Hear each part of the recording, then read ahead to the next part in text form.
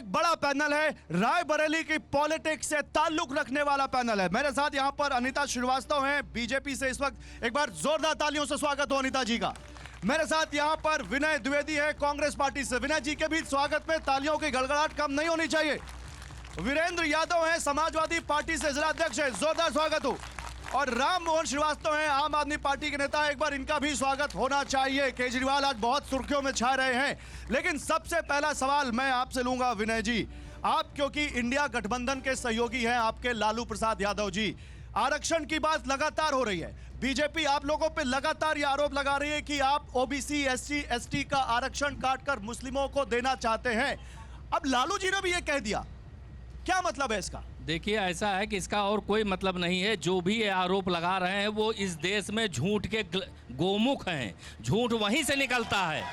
वास्तविकता ये है कि संविधान में हमारे स्पष्ट है, कांग्रेस ने शुरू से ही ये लाइन ली है कि भारत की जनता सामाजिक और आर्थिक रूप से बराबर हो, सबकी हैसियत बराबर हो।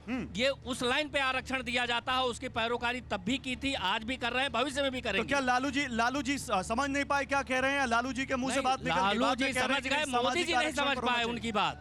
लालू जी बहुत समझदार हैं, लालू जी बहुत समझदार, उनकी समझदारी प्रश्न चिन्ह मत लगाइए। हाँ। मोदी जी नहीं समझ पाए अभी। बताइए भाई अनीता जी, जवाब दीजिए। रायबरेली में खड़े हैं, राहुल गांधी यहां से चुनौती दे रहे हैं, उस पर बात करेंगे, लेकिन पहले आरक्षण, मुस्लिम आरक्षण, क्यों आप बार बार उसका मुद्दा उठा रहे हैं? ये लालू प्रसाद जी का मानसिक संतुलन वो खो बैठे हैं। चारा घोटाले में जेल रहने वाला व्यक्ति, चारा घोटाले में जेल रहने वाला व्यक्ति आरक्षण की बात करेगा? ये मुस्लिम को पूरा एससी एसटी ओबीसी का आरक्षण काट के मुस्लिम को देना चाहते हैं। सुनिए सुनिए सुनिए सुनिए सुनिए सुनिए, आपने उनको सुना, उनको भी सुन लीजिए। सुनिए सुनिए सुनिए सुनिए सुनिए।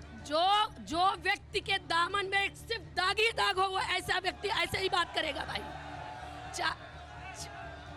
और ये जो मोहब्बत की दुकान खोलने चले हैं राहुल गांधी जी, अपने घर में पहले मोहब्बत की दुकान खोले, क्योंकि अपनी बहन को साइड लाइन। ठीक है, ओके, एक मिनट, ओके, रुकिए। राहुल गांधी की बात हुई है, लेकिन अखिलेश भैया भी साथ में हैं। बताइए भैया, मोहब्बत की दुकान में मुस्लिम आरक्षण है क्या? देखिए, जब नरेंद्र मोदी और भारतीय जनता पार्टी संकट में होती है इस देश में, इस चुनावी राजनीति में, जब मोदी जी संकट में रहते हैं, उन्हें धर्म की याद आ जाती है। और उन्हें इस देश में महंगाई नहीं दिख रही, इस देश में बेरोजगारी नहीं दिख रही, इस देश में उनको भ्रष्टाचार नहीं दिख रहा, इस देश में कानून व्यवस्था खराब है, इस देश में महामारी फैली हुई है। कोरोना जैसी बीमारी में नरेंद्र मोदी और उत्तर प्रदेश के मुख्यमंत्री अपने अपने घर बैठ गए थे, तब भी अगर किसी ने सड़कों पर मदद करने का काम किया था तो अखिलेश यादव और उनके सिपाहियों ने मदद करने का काम किया था। क्या कह रहे हैं आप? क्या कह रहे हैं? उठिए, क्या कह रहे हैं? घर जाके मदद किया था भाजपा के कार्यकर्ता मोदी जी, योगी जी। बोलिए। कोविशील्ड का सबसे बड़ा घोटाला किया भाजपा ने। बोलिए। एकदम झूठी सरकार है मोदी सरकार। इस देश में जब आफत आई, अपनी जगह बैठिए, सबके पास आऊंगा। मोदी सरकार इस देश के मूल मुद्दों से भाग रही है। ठीक है। एक मिनट, इधर से कोई कुछ बोल रहा है। एक मिनट, जल्दी। जो भ्रष्टाचार करते चले आ रहे हैं 10 सालों से, वो क्या विकास की बात करेंगे? इन्होंने केवल 10 सालों में, आपसे मैं एक सवाल, बस एक छोटा नहीं, सवाल नहीं, जल्दी अपनी राय बताइए। छोटी आचार संहिता का मतलब क्या होता है? मुझे भारतीय जनता पार्टी के नेता बताते। चलिए बताइए। मैं सपा और कांग्रेस इंडिया गठबंधन से पूछना चाह रहा हूं कि ये जो 51% के फाउंडेशन तोड़कर धर्म के आधार पर सभी हिंदू धर्म के जितने भी आरक्षण उसको समाप्त करने का जो ये साहस कर रहे हैं, इनको क्या इस संविधान को हिंदू धर्म का कौन सा आरक्षण है भाई? जो जातियों के आधार पर आरक्षण है, उसको हमेशा ये हिंदू विरोधी ताकतें ये तीनों एक हो गई हैं। और इंडिया गठबंधन जिस प्रकार से धर्म के आधार पर देने जा रहा है, तो आप भी तो हिंदू धर्म का, हम इसीलिए कह रहे हैं कि हिंदू विरोधी ये है। हिंदू विरोधी। एक मिनट भैया, उठिए। एक मिनट भैया, ये क्या दिखा रहे? दिखाइए, क्या दिखा रहे? हम लोग सरकारी कर्मचारी हैं और हम लोग इस बार उसी पे वोट देंगे। आदरणीय हमारे विजय बंधु जी का भी यही कहना है कि हम लोग उसी को वोट देंगे जो हमारी पुरानी पेंशन की बात करेगा। ठीक है, पुरानी पेंशन की बात करेगा। एक मिनट भैया, रुकिए। अभी राम मोहन जी, आप भी इंडिया में हैं, अनीता जी एक तरफ है, आप तीनों एक तरफ है। पुरानी पेंशन का मुद्दा आपके उसमें है, आप लोगों के गठबंधन के उसमें मैनिफेस्टो में या न्यूनतम साझा कार्यक्रम में है मुद्दों की बात? देखिए, इसको इसीलिए हमारा नेता केजरीवाल बहुत झूठा पार्टी कहता है। ये कहते हैं इनके हमारे मैनिफेस्टो में तो ये है ओबीसी दलित माइनॉरिटी हम सबको बराबर का रिजर्वेशन देंगे, ये है मैनिफेस्टो में। लेकिन जब देश का प्रधानमंत्री झूठ बोले, भैंसी खोलवा लेंगे, मंगलसूत्र छीन लेंगे, तो इससे ज्यादा बात नहीं हो सकती। ये क्या बोल रहे हैं? इनकी तो बोलने की वही नहीं है। रायबरेली में पार्टी ने कार्यकर्ता अपना नहीं उतारा। दूसरी बात, पूरी दारू बेच काम किए। तीसरी बात, कांग्रेस के कार्यकर्ता ने कहा मोदी सरकार ने 10 साल में भ्रष्टाचार किया। एक भी सबूत है इनके पास? ठीक है, एक मिनट भैया बोलिए। हमारा सवाल कांग्रेस से है, अगर आरक्षण के पक्षधर थे तो जम्मू कश्मीर में दलित को आरक्षण क्यों नहीं दिया? ठीक है। जब चुनाव आता है तो इनको मंदिर मस्जिद किया जाती है, नौकरी और बेरोजगारी। ठीक है। कांग्रेस से सवाल है, कश्मीर में दलित आरक्षण पर कांग्रेस से सवाल है। बताइए। देखिए, मैंने फिर बताया इसको, फिर से आपस में बहस नहीं, आप आपस में बहुत बहस नहीं, स्पष्ट आपस में रूप बहस से समझ लीजिए। कांग्रेस की आजादी के बाद से साफ लाइन है कि भारत की सभी जनता सामाजिक और आर्थिक रूप से बराबरी का दर्जा हासिल करे, इसीलिए संविधान में समाजवाद का शब्द आया। नहीं, रुकिए, ऐसे नहीं। जी। आपके नेता ये कह रहे हैं कि अगर इंडिया गठबंधन की सरकार बनती है तो फिर आरक्षण की कैपिंग हटा दी जाएगी, ऐसा क्यों? ये आप गलत बोल रहे हैं, हमारे किसी नेता ने ऐसा नहीं बोला है। मैंने फिर बताया, हम संविधान सम्मत बात बोलते हैं कि मैं दिखा दूं आपको, मैं भी ऑन एयर दिखा दूंगा। कौन राहुल किसने गांधी बोला? ने कहा है कि हम 50% आरक्षण की सीमा हटा देंगे, हम सरकार में आते उन्होंने हैं तो। साफ कहा है कि अगर मान लीजिए आरक्षण के पात्रता रखने वाले 60% लोग हैं तो 60% को मिलना चाहिए। तो वही हुआ ना, हाँ, तो यह है। अगर मान लीजिए बड़ी मात्रा में गरीबी है, बड़ी मात्रा में अगर मान लीजिए सामाजिक असमानता है, हाँ। तो हमारा सुनिए, एक मिनट सुनिए, मुझे लगता है क्लियर कर देते हैं। जरा चलाइए पीसीआर, राहुल गांधी ने क्या कहा आरक्षण को लेकर, चलाइए जरा, सुनिए। इसको बचाना है, ये आपकी आवाज है, हम सब मिलकर आपकी आवाज को बचाएंगे।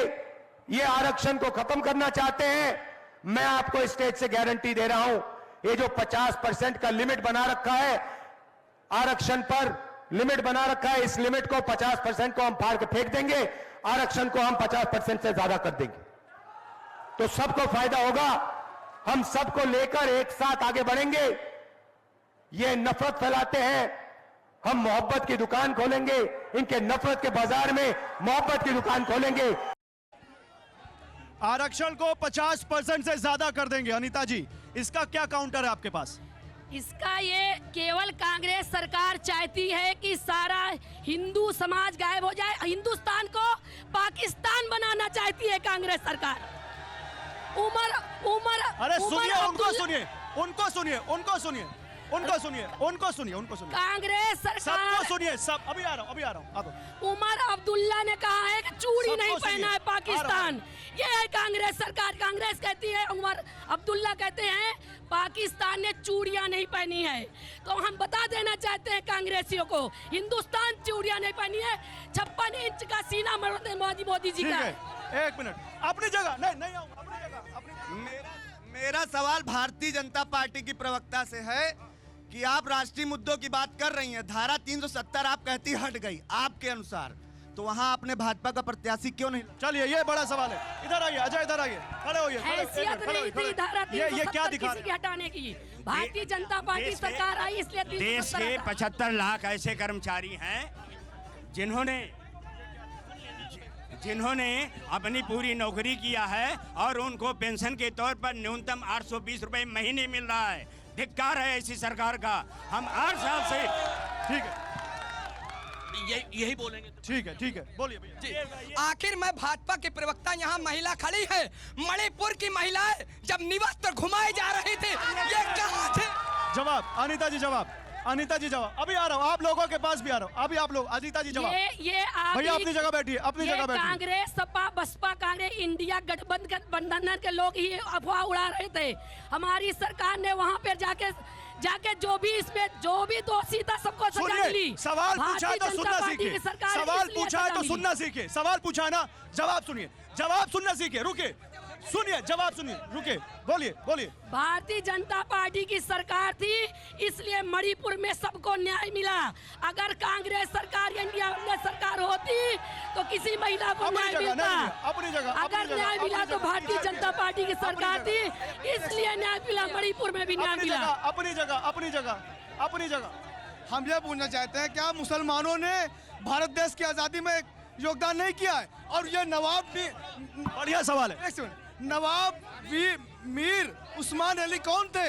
नवाब मीर अली उस्मान ने 425 किलो सोना इस देश की आज़ादी के लिए दिया था। उसके बारे में सरकार, ठीक है भैया। रायबरेली की महान जनता मिटाने जा रही उन हस्तियों को, चुनाव जीतने के बाद जो झांकने नहीं आती हमारी बस्तियों को। सोनिया गांधी पूरे 5 साल रायबरेली की जनता से कोसों दूर रहने का काम किया है। कोरोना जैसी वैश्विक महामारी में कांग्रेस पार्टी के ही साथ प्रवक्ता। ठीक है, ठीक है। खाली पे सवाल पूछिए आप। किससे पूछना है? आप पूछिए ना पीडीए से। क्या पूछना है? क्या सवाल है? संदेश खाली पे बोलेंगे, मणिपुर याद दिला दिया। भैया ये सवाल बढ़िया है, बताइए बढ़िया। यादव जी, यादव जी, यादव जी, यादव जी। Okay okay, Yadav ji. देखिए, मणिपुर पे सवाल है तो संदेश खाली पे भी सवाल है। संदेश खाली पे आप लोग क्यों नहीं बोलते? देखिए, सुनिए भैया, सुनिए। भारतीय जनता पार्टी ने सदैव महिलाओं का अपमान किया है। स्वामी चिन्मयानंद इनके गृह मंत्री रहे। सुनिए सुनिए सुनिए। सुखदेव सिंह सेंगर, स्वामी चिन्मयानंद, हाथरस की बेटियां आज चिल्ला रही हैं। संदेश खाली पे क्यों नहीं बोल रहे आप? मणिपुर आज जल संदेश रहा खाली है। पे क्यों नहीं बोल रहे? मणिपुर जल रहा है। मणिपुर को न्याय नहीं मिल रहा है। संदेश खाली। मणिपुर में लोगों ने संदेश चुनाव खाली आयोग का बहिष्कार कर दिया है। पहले मोदी जी जवाब दें। थोड़ा फोल्ड बैक बढ़ाइए, थोड़ा स्पीकर का, थोड़ा माइक का ऑडियो गेन बढ़ाइए। साथ न्याय कब करेंगे मोदी जी? मोदी जी जवाब देना। ठीक है, बोलिए बोलिए अनिता जी। महिला भारतीय जनता थोड़ा माइक का पार्टी की गेन सरकार बढ़ाइए। जब से आई है, महिलाएं सुरक्षित हैं। 2 बजे रात को हमारी महिलाएं निकल सकती हैं।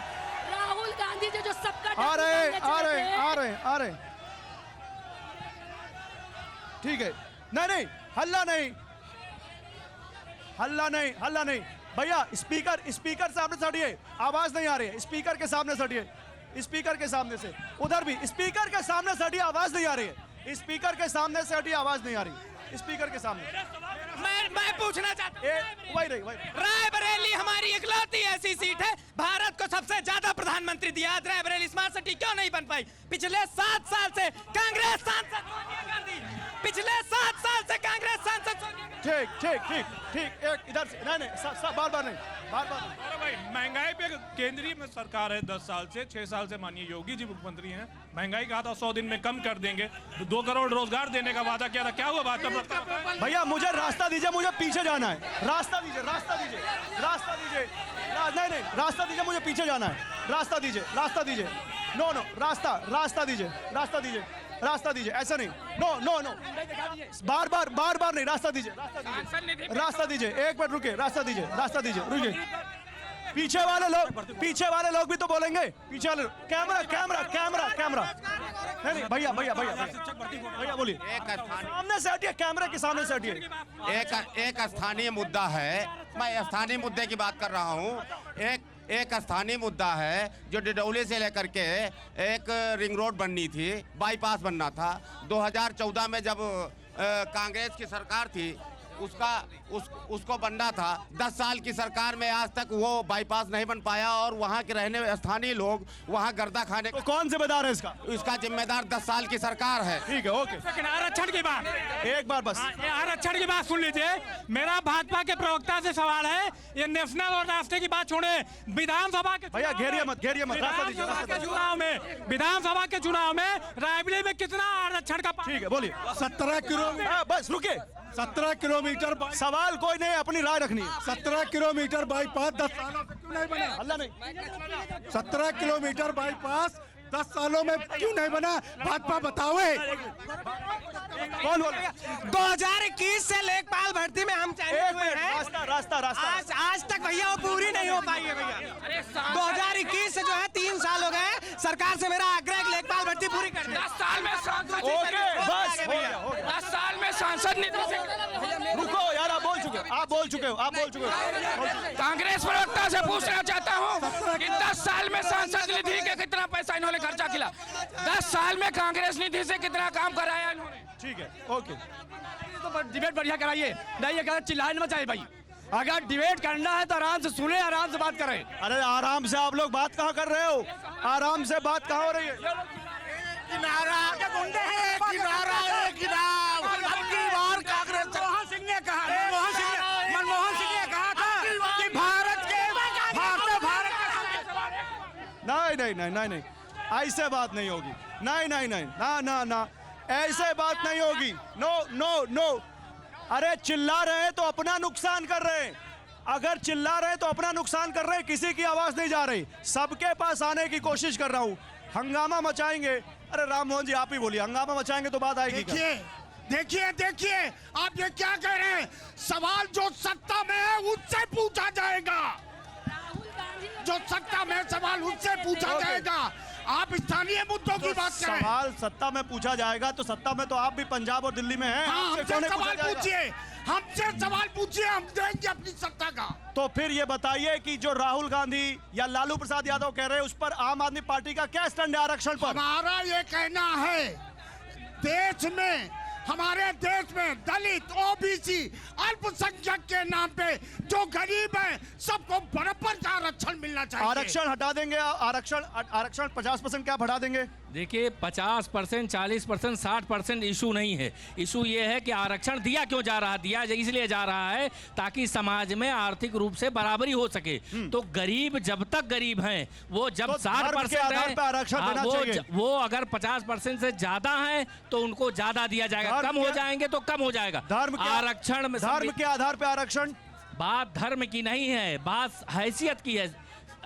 संविधान में धर्म के आधार पर आरक्षण की कोई बात नहीं कही गई।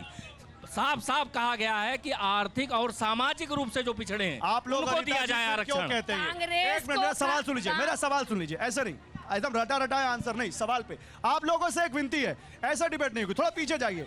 नहीं, ऐसा नहीं, एक आदमी एक बार बोल पाएगा, इतने सारे लोग कैसे बोलेंगे? हाँ देखिए वो लोग चले गए, देखिए वो चले गए, आप भी जाइए, देखिए चले गए, आप भी जाइए, पीछे जाइए। हाँ, सवाल ये है, वो कह रहे हैं कि हम धर्म के आधार पर आरक्षण की बात नहीं कर रहे हैं, ये आपका प्रोपेगेंडा है, बीजेपी का प्रोपेगेंडा है। ये हमारे समझ में ये बात आ रही है कि कांग्रेस आखिर एक ही समुदाय के लोगों को क्यों आरक्षण देना चाहती है? इंडिया गठबंधन केवल एक ही समाज के लोगों, मुस्लिम के लिए केवल आरक्षण देना चाहती है। सबके पास आऊंगा, अपनी जगह रहिए, सबके पास आऊंगा। Okay, no, one by one होगा। हमारा पूछने का मतलब ये है, भाजपा के प्रवक्ता से रायबरेली के किसी मुद्दे पे क्यों नहीं बात? ठीक है, मैं ये पूछना चाह रहा हूँ कांग्रेस के प्रवक्ता से कि मनमोहन सिंह ने कहा था कि भारत की जो आर्थिक स्थिति है उसमें जो संपत्ति है उसमें सबसे पहला अधिकार अल्पसंख्यक। आपने पूरा भाषण सुना था? पूरा भाषण। अच्छा बताइए, मैं सबके पास आ रहा हूँ, पीछे मैं भाजपा के प्रवक्ता से पूछना चाहता हूं कि भ्रष्टाचार की बात करते हैं। ललित मोदी, नीरव मोदी यहाँ से भारत का पैसा लेके भाग गए, देशद्रोही हैं। भारत सरकार ने ठीक है, अब उधर जो राम का विरोध करेगा, हम लोग उसके विरोधी हैं। सपौली बताए जिनके मौर्य जीत है, उन्होंने रामायण का अपमान किया। रुक जाइए, आप बोल चुके हैं। उन्होंने राम का अपमान किया, रामचरित मानस जलाई, तो वो किस मौसम में? आखिर ये कहते हैं, आखिर ये कहते हैं हम राम को लाए हैं, तो भ्रष्टाचारियों का क्यों नहीं? भैया एक मिनट, ये लोग चुप हो गए, पहले लोग को पीछे कराइए। विकास के मुद्दे पर अगर बात करनी है, विकास, ये लोग कहते हैं कैमरा नहीं ले पा रहा। एक मिनट, ये लोग कहते हैं भाजपा ने विकास नहीं किया। बैठे हैं 2 व्हीलर गाड़ी में या 4 व्हीलर गाड़ी में, चले लखनऊ, यहाँ से लखनऊ चले, यहाँ से कानपुर चले, यहाँ से अयोध्या चले, कहीं भी चले। ठीक है यादव जी, जो राम का नहीं वो किसी काम का नहीं, ये रायबरेली की जनता बोल रही है। देखिए देश दुनिया के महान समाजवादी चिंतक और नेता डॉक्टर लोहिया का कहना था कि जिसकी जितनी भागीदारी उसकी उतनी हिस्सेदारी। इसी मिशन को लेकर के समाजवाद के नायक अखिलेश यादव जी ने ये कहा है कि जिसकी जितनी भागीदारी होगी उसकी उतनी संविधान में हिस्सेदारी होगी। कुछ और पूछ रहा हूं आपसे, रायबरेली के लोग बोल रहे हैं जो राम का नहीं वो किसी काम का नहीं। ये हमने पहले ही कह दिया, भारतीय जनता पार्टी के पास कोई एजेंडा नहीं है। भारतीय जनता पार्टी के पास केवल धर्म का एजेंडा है। ठीक है, ओके, आप कह रहे हैं आप राम को लाएं, वो एक सवाल उधर से आया है कि आप भ्रष्टाचारी को भी तो लाएं अपनी पार्टी में। भ्रष्टाचारी इंडिया गठबंधन में सारे चोर चोर मौसेरे भाई एक हो गए हैं। अब आप केजरीवाल की बात ले लीजिए, सूप बोले चलनी का बोले, जिसका 72 छेद। अभी आपका मुख्यमंत्री जेल में है। आपने केजरीवाल का नाम ले लिया, वो ऐसे ऐसे करने लग गए। क्या हुआ राम मोहन जी, ऐसे ऐसे क्यों कर रहे हैं? अरे हमने एक मिनट जनता सुन लीजिए, एक मिनट हमने सुनो, हमने भ्रष्टाचार 400 भ्रष्टाचारियों को पंजाब की जेलों में बंद किया। और आपके नेता कहाँ हैं? हमारा नेता, आपके नेता कहाँ हैं? हमारा नेता तो भाई के 3 दामाद जो हैं, ईडी, सीबीआई, इनकम टैक्स, उनके चुंगल में परसों छूट पीछे गए। चोर है, चोर। आ रहा हूँ पीछे, आपका नेता चोर है। आ रहा हूँ वही आ रहा हूँ, पीछे चलो, आ रहा हूँ वही आ रहा हूँ, पीछे चलो। और ये राम के व्यापारी हैं। ईडी सीबीआई पे बोलिए, ईडी सीबीआई, सुनिए राम मोहन जी, ईडी सीबीआई, रुकिए आ रहा हूँ वही आ रहा हूँ, ईडी सीबीआई का दुरुपयोग बोल रहे हो आपने। केजरीवाल को ईडी सीबीआई का दुरुपयोग करके जेल में डाल दिया। सारे भ्रष्टाचारी उजागर हो गए हैं, जेल में हैं, और जब तक वो जेल में रहेंगे, जब तक उनका सारा भ्रष्टाचार पूरा भी खुलेगा, उनका भ्रष्टाचार। अब उनकी जमानत नहीं होनी है, आजीवन कारावास होगा केजरीवाल को। उनके सारे भ्रष्टाचार के पन्ने खुल गए।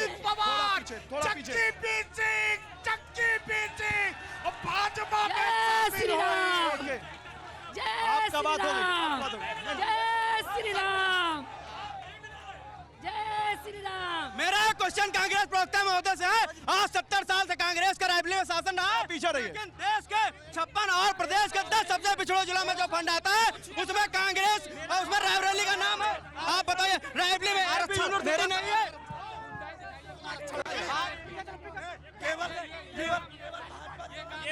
अल्लाह नहीं, आराम से। मेरा सवाल आरक्षण पे है सर, मेरा सवाल आरक्षण पे है। एक बात सुन लो, मेरा सवाल आरक्षण पे। केवल मुस्लिमों की आबादी 15% है,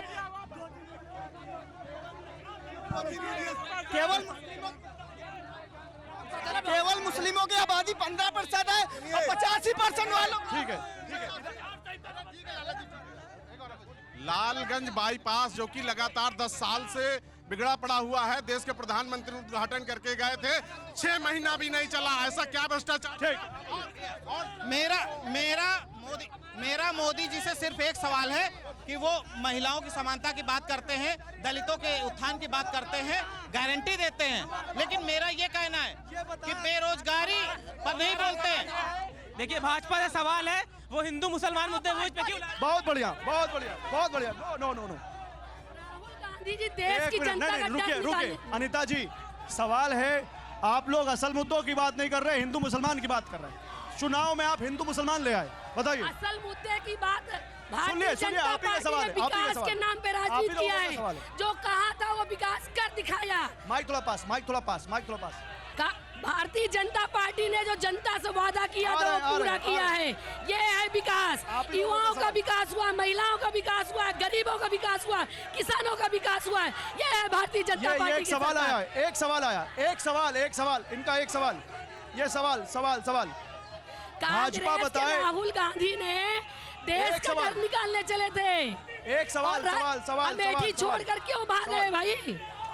भाजपा बताए, हम बुजुर्ग लोगों का आरक्षण रेलवे में 40-50% महिला आरक्षण था, तो बंद क्यों कर दिया? लंबू वाजपेयी पूछ रहे हैं आपसे। भारतीय जनता पार्टी ने सबका साथ सबका विकास, सबका साथ सबका विकास के आधार पे काम किया है। भारतीय जनता पार्टी की सरकार जब से आई, युवा सुरक्षित, महिलाएं सुरक्षित, बच्चे सुरक्षित, किसान पहले सुरक्षित। तो यादव जी, आपको मुझे लगता है बोलना चाहिए कि आपकी बात हो रही है तो ये लोग शांत हैं, अपने समर्थकों से थोड़ा शांत हो जाइए। आप लोग शांत हो जाइए, थोड़ी बात सुन लीजिए। हाँ, सुन लीजिए। अब वो कह रहे हैं कि हम हिंदू मुसलमान नहीं कर रहे, लेकिन आप लोगों को केवल एक धर्म दिख रहा है। अब बोलिए। रुक जाओ यार, रुक जाओ। बोलिए। नहीं भैया, नहीं। सुनिए करवा रहे हैं भाई। सुनिए सुनिए हिंदू मुसलमान देखिए, देखिए, ये राष्ट्र, एक मिनट आ रहे देखिए, भारतीय जनता पार्टी के पास कुछ नहीं है। पहले उनको बोलिए। भारतीय जनता पार्टी के पास भारतीय जनता पार्टी के पास कुछ नहीं है। और उनकी सुन लो रायबरेली जैसी जगह में स्थानीय मुद्दे भारतीय जनता पार्टी ने अछूते छोड़े हैं। 10 वर्ष की केंद्र सरकार और 7 वर्ष की राज्य सरकार में इन्होंने रायबरेली को अछूता छोड़ा है। आज रायबरेली की सड़कें टूटी हुई हैं। अच्छा, नहरों में पानी नहीं है। इसी पे एक सवाल है। नहरों में पानी नहीं है। मनरेगा जैसी योजना में पैसा नहीं है। मजदूरों पलायन करने पे बात है। ये भारतीय जनता पार्टी ने रायबरेली को दिया। एक सवाल है विनय जी, एक सवाल बहुत बढ़िया आया। एक सवाल, रुकिए, एक सवाल आया है।